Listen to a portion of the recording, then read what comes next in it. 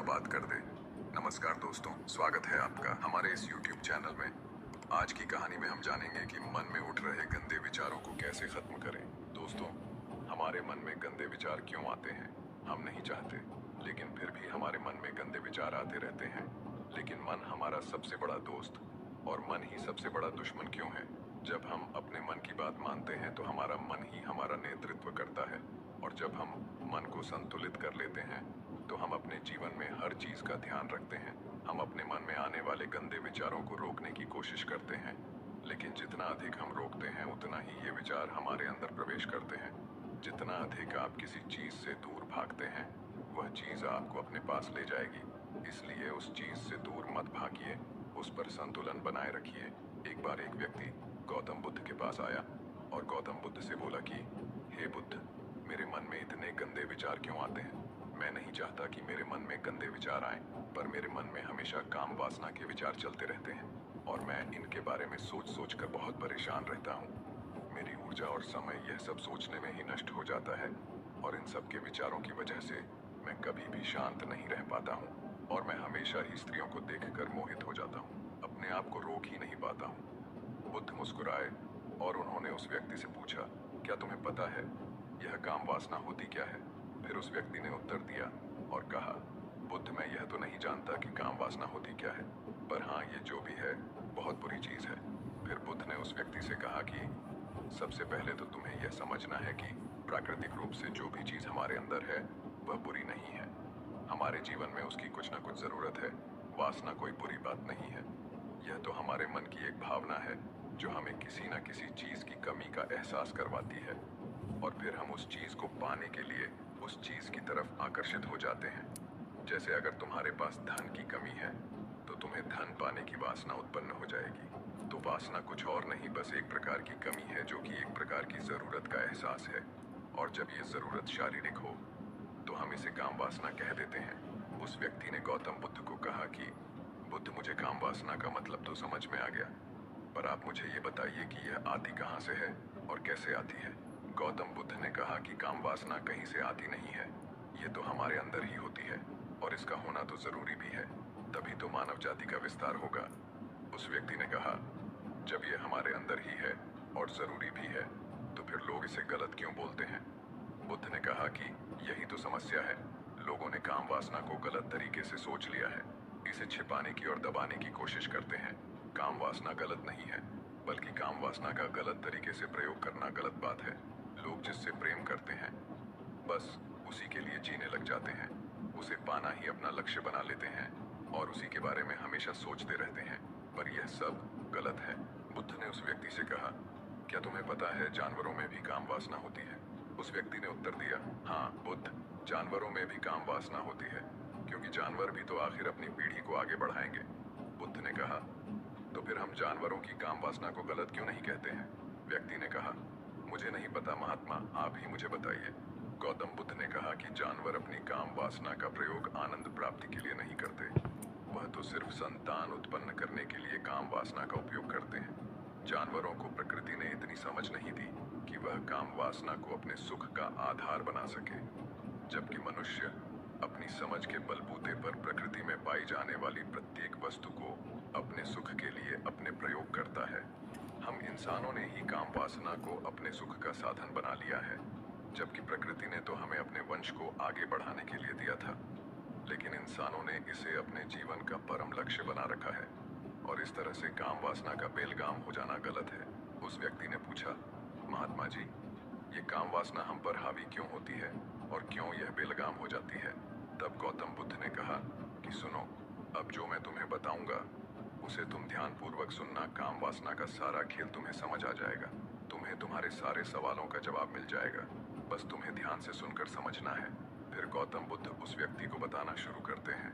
एक बार की बात है, एक आश्रम में गुरु और उनके शिष्य रहा करते थे, जिससे रोजाना आश्रम के बाहर स्थित गांव में भिक्षा लेने के लिए जाते थे।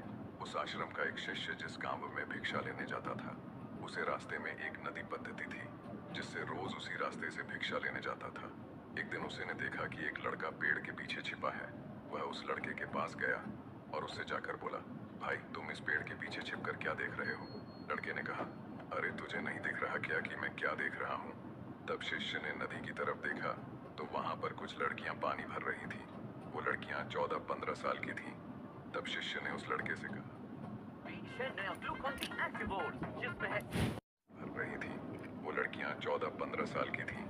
तब शिष्य ने उस लड़के से कहा, अरे भाई, वहां पर तो लड़कियां पानी भर रही हैं, इसमें छिपकर देखने वाली क्या बात है? तब वो लड़का शिष्य की तरफ देखकर उससे कहता है, अरे पागल, तुम्हें दिखाई नहीं दे रहा? यह परी कैसे नदी से पानी ला रही है?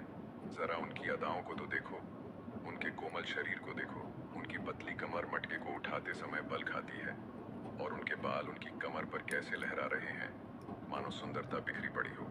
उसने फिर से नदी के किनारे देखा, और इस बार वह नदी के किनारे देखता रहा। अब कुछ भी दिखाई नहीं दे रहा था, और वह बिल्कुल निडर था। उसे किसी भी चीज का कोई डर नहीं था। लेकिन अब वो छिपने लगा और उन लड़कियों को देखने लगा जैसे उसने कोई अपराध कर दिया हो।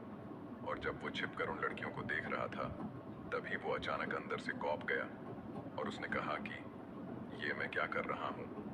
मैं जो कर रहा हूँ वो सही नहीं है। मुझे यहाँ से चले जाना चाहिए। और फिर वह जल्दी से वहाँ से चला गया। वो आश्रम पहुँच जाता है। आश्रम जाकर वो अपने कार्यों में लग गया। लेकिन जो अभी वह देख कर आया था, वही उसकी आंखों के सामने बार बार आ रहा था। उसके मन में वही दृश्य चल रहा था। उसका दिमाग सब कुछ देखने के लिए संघर्ष कर रहा था। उसका किसी भी काम में मन नहीं लग रहा था। सुबह होते ही वह रोज जल्दी ही भिक्षा के लिए आश्रम से निकल जाता था और उस नदी के पास वाले पेड़ के पास जाता था, जहाँ पर वह लड़का पहले से मौजूद रहता था। उसके साथ मिलकर लड़कियों को छुप छुप कर देखता था। अब वह ऐसा रोज करने लग गया। यह उसके रोज का काम हो गया। अब उस शिष्य का मन किसी भी काम में नहीं लगता था।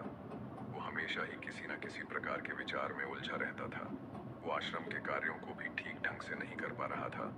न वो ठीक से सो पाता था, न वो ठीक से खाना खा पाता था। उसका मन बेचैन सा रहता था। उसका मन बार बार उन लड़कियों की खूबसूरती देखने को मचलता था। जब गुरु भिक्षा दे रहे थे, तब भी उनका मन किन्हीं अन्य विचारों में खोया हुआ था। गुरु ने अपने शिष्य की इन हरकतों को समझ लिया था। फिर एक दिन गुरु ने शिष्य को अपने पास बुलाया और कहा कि आज से मैं भी तुम्हारे साथ भिक्षा मांगने चलूंगा। आप और मैं एक साथ भिक्षा मांगने जाएंगे।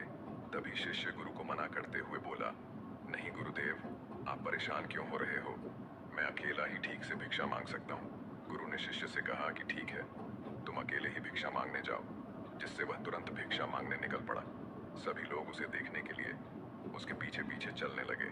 थोड़ी दूर जाने पर गुरु ने देखा कि उनका शिष्य एक अपराधी की तरह एक लड़के के साथ पेड़ के पीछे छिपा हुआ है और छिपकर कुछ देख रहा है। गुरु भी अपने शिष्य के पीछे जाकर खड़े हो गए। उसका शिष्य क्या देख रहा है, जिसे देखने के लिए वह एक अपराधी की तरह पेड़ के पीछे छिपा हुआ है? गुरु ने देखा कि उसका शिष्य पेड़ के पीछे छिपकर नदी से पानी ले रही लड़कियों को देख रहा है। तब गुरु ने शिष्य से कहा, क्या देख रहे हो? अपने गुरु की आवाज सुनकर वह डर गया और उसके पसीने छूटने लगे। वह ऐसे कांपने लगा जैसे उसने किसी चोर को चोरी करते समय पकड़ लिया हो। उसकी हालत खराब हो गई। वो कुछ भी नहीं बोल पा रहा था। दूसरा जो शिष्य के साथ था, वो वहां से भाग गया। उसके मुंह से कुछ टूटे फूटे शब्द ही बाहर निकल रहे थे। वो अपने गुरु से नजर भी नहीं मिला पा रहा था। गुरु ने शिष्य की तरफ देखा और कहा कि मेरा शिष्य तो निर्भय था, उसे तो किसी भी चीज का डर नहीं था, लेकिन ये क्या? तुम तो भय के मारे कांप रहे हो। शिष्य ने गुरु से कहा कि मुझे माफ कर दो गुरुदेव, मेरा इसमें कोई दोष नहीं है। उस लड़के ने मुझे बहका दिया था, लेकिन आपसे मैं वादा करता हूँ कि आज के बाद मैं ऐसा कभी दोबारा नहीं करूँगा। मुझे माफ कर दो गुरुदेव। गुरु ने शिष्य से कहा कि कोई बात नहीं, पर इस बात का तुम ध्यान रखना कि हम जैसी संगति करते हैं, वैसा ही फल हमें प्राप्त होता है। हम जैसी संगति करते हैं, उसके विचार हमारे अंदर प्रवेश करते हैं। इसीलिए अच्छी संगति करो, जिससे तुम्हारे अंदर अच्छे विचारों का प्रवेश हो। फिर गुरु और शिष्य आश्रम लौट आए और फिर से शिष्य आश्रम के कार्यों पर ध्यान देने लगा। उसने उस रास्ते को छोड़ दिया और दूसरे रास्ते से जाने लगा। वो अपने काम को ध्यान से करने लगा, लेकिन धीरे धीरे उसके अंदर क्रोध उत्पन्न हो गया और फिर वो दूसरे शिष्यों पर क्रोध करने लगा और बेचैन रहने लग गया। अब वो सही समय पर भोजन भी नहीं करता था। वो भोजन भी बहुत कम खाता था। एक रात गुरु शिष्य के पास आए और उससे बोले कि अब तक तुमने कितनी बार अपना वादा तोड़ दिया। यह सुनकर शिष्य अपने गुरु के चरणों में गिर गया और रोने लगा। रोते रोते ही उसने गुरु से कहा कि गुरुदेव, मैं कई बार अपना वादा तोड़ चुका हूँ। फिर मैं वादा करता हूँ, लेकिन हर बार जब मैं वादा तोड़ देता हूँ तो मेरा मन मेरे वश में नहीं रहता। मैं बहुत कोशिश करता हूँ कि अपने मन से सारे बुरे विचार निकाल दूँ, लेकिन चाहकर भी मैं ऐसा नहीं कर पाता। फिर गुरु ने शिष्य को कहा कि चलो मेरे साथ। गुरु शिष्य को आश्रम के बगीचे में लेकर गए और शिष्य से कहा कि देखो, यहाँ पर कुछ नाली बनी हुई है जिससे नदी